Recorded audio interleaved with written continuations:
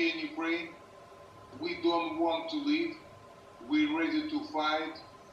If we died for our country, for our children, for our families. We don't want to die. And we hope that we find solution. But we see aggressors doesn't want to make solution. The goal of aggressors to make slaves for us. We together, the half of our blood is Russian's blood, because our mom is Russian. We never have something against Russian nationality, but we have a lot against Russian aggressive politics regarding our country. We wish international isolation, humanitarian help, and delivery of military equipment. We take care of ourselves. Just support us. Thank you. Die hoofdstad, daar zit de burgemeester met zijn broer Vitali en Vladimir Klitschko. Vanmiddag sprak ik ze en vroeg ik ze naar de huidige situatie, in elk geval op dat moment in Kiev. I want to say right now the half of population, especially women, children, almost left because before the aggressions, the population of our city was 3.5 million people. Right now, less than 2 million people stay in Kiev. Right now, regarding infrastructure, we have electricity, heating, water, all services work.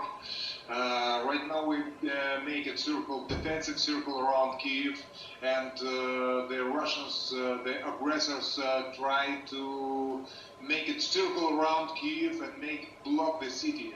And I want to say thank you very much for Ukrainian soldiers, for patriots who destroy the plans of aggressors and make huge fight.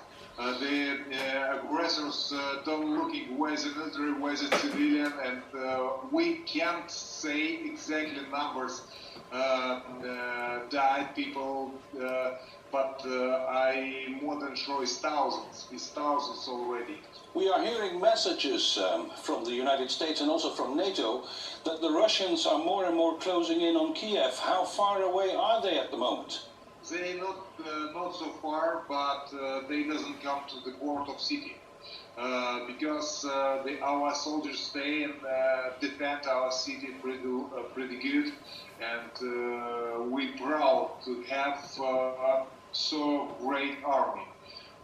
The army, the spirit of our soldier is so high. Because we doesn't have idea to leave. We never stay the me, because it's our home. The two of you are brothers. How do you divide your workload in fighting the Russians? One is a politician with an office behind him, and I don't have the status. So, and as you know, due to athletic background and our network, it's a strong and huge help that we're already receiving from our allies and our partners. Especially by now over 100 million euros has been received as humanitarian help.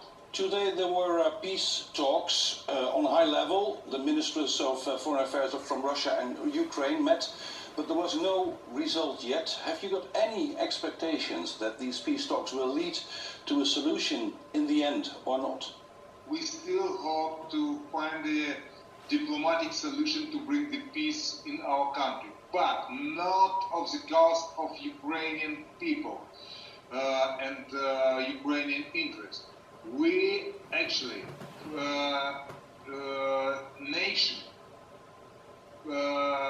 peaceful nation, Ukraine, peaceful country, never was aggressive to anyone. And right now what happens with Ukraine is it's nightmare. It's disaster. It's disaster for economy. It's disaster for every citizen. But it's not big problem. The message for everyone who listens to us: we fighting not just for Ukraine. We fighting for Europe. We don't know where the end of the plans of Putin to rebuild Soviet Empire, to rebuild Russian Empire. In the meantime, the United States are concerned that the war will get more nasty. Biological warfare, chemical warfare. Are you afraid for that? It's not about being afraid. It's obviously concern of international concern. And the mayor just mentioned we never know how far Russian aggression and the war can go. And it's important to be alert and aware and act now. We cannot wait for weeks and months for some conclusions going to be made. We need to act now.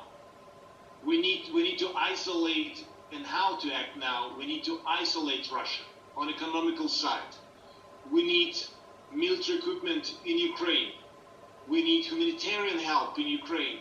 Don't forget and ask yourself, whatever business you do is going to be invested in other rockets and weapons that are destroying Kharkiv, killing the civilians, Mariupol, Kherson, and we can count endlessly. Don't forget about the plane that was shot, that took off in Holland. By mistake or whatever. Final question. What do you expect to happen the next coming days? It's difficult to say. To be honest, we are here in Ukraine. We don't want to leave. We're ready to fight. If we died for our country, for our children, for our families. We don't want to die. And we hope that we find solution. But we see aggressors doesn't want to make solution. The goal of aggressors to make slaves for us.